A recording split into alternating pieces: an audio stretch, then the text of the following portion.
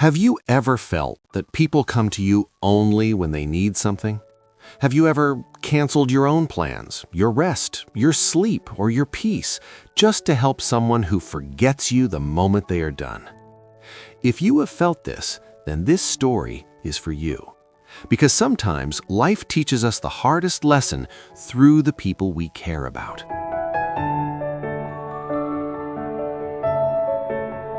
Once, in a peaceful little town surrounded by long green fields and calm old houses, there lived a man named Daniel.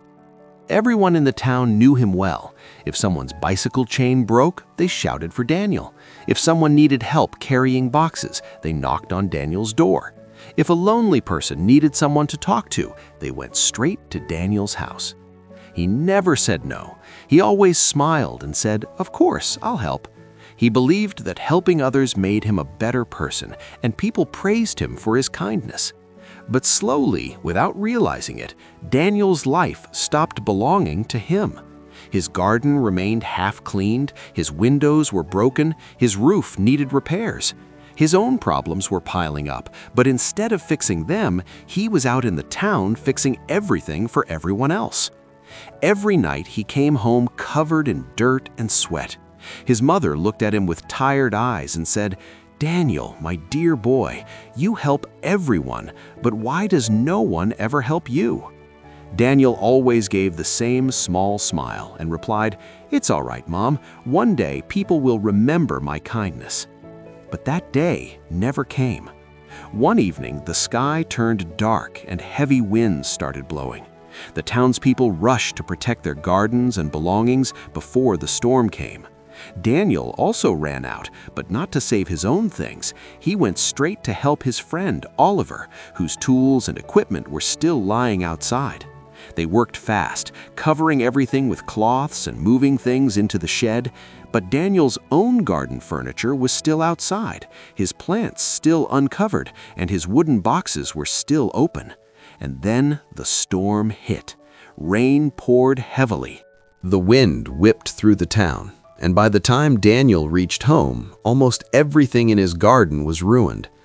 He sat on the front steps, rain dripping from his face, staring at the muddy mess that used to be his peaceful garden.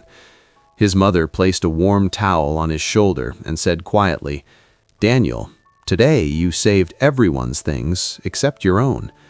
Daniel didn't reply, but inside him something finally broke.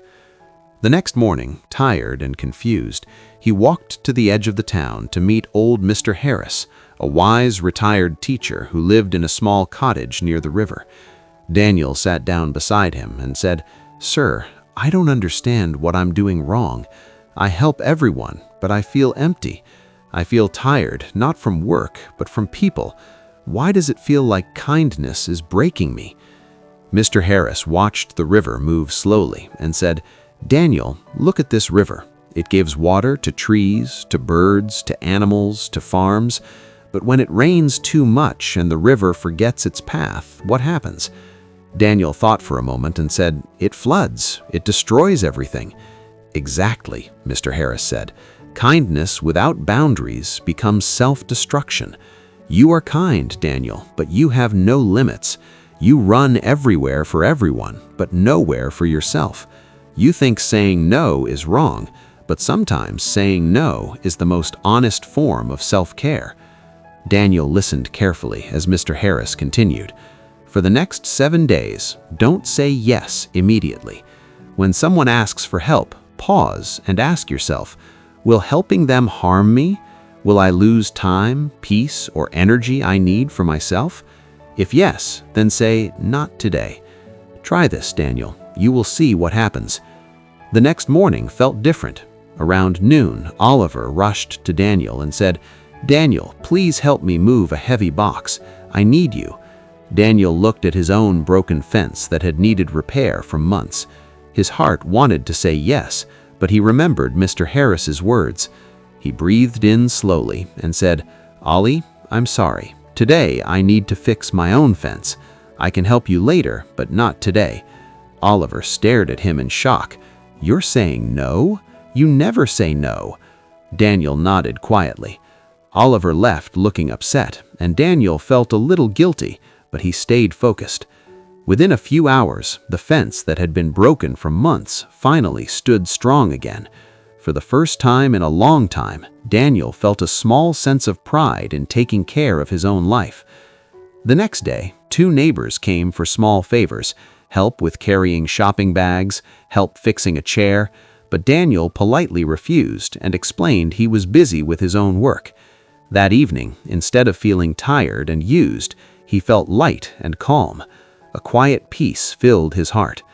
On the 4th day, the sky turned gray again, and another round of heavy rain poured down. This time, Daniel's roof started leaking. He looked outside, waiting for someone to knock on his door like he always knocked on theirs, but no one came, not a single person. He could have been angry, but instead he felt something new, strength. He picked up tools and fixed the roof himself. It took time, it took patience, but when he finished, he sat under his repaired roof and whispered to himself, "So this is what it feels like to depend on myself."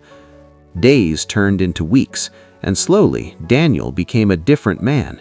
He stopped running everywhere the moment someone called his name. He stopped sacrificing his sleep and his peace for people who never cared. He began waking up early to take care of his garden. He cleaned his house. He invested time in himself. And something unexpected happened. People started respecting him more. Oliver began solving his own issues instead of depending on Daniel. Neighbors stopped calling for every little thing. The town was still friendly, but people no longer treated Daniel like a tool they could use anytime. Daniel's house looked better. His garden grew beautifully. His face looked fresher, and for the first time in years, he laughed without feeling tired. He was no longer the man who was always available for everyone. He was the man who valued himself. One afternoon, Mr. Harris visited Daniel. He looked at the healthy plants, the neat yard, and the peaceful smile on Daniel's face. He asked softly, "So, Daniel, did the world fall apart when you stopped saying yes to everyone?" Daniel smiled and said, "No, sir. In fact, my world finally started coming together." Mr. Harris nodded with a gentle smile and said, "When you stop saying yes to everyone, you finally said yes to yourself. And that is when life begins to change."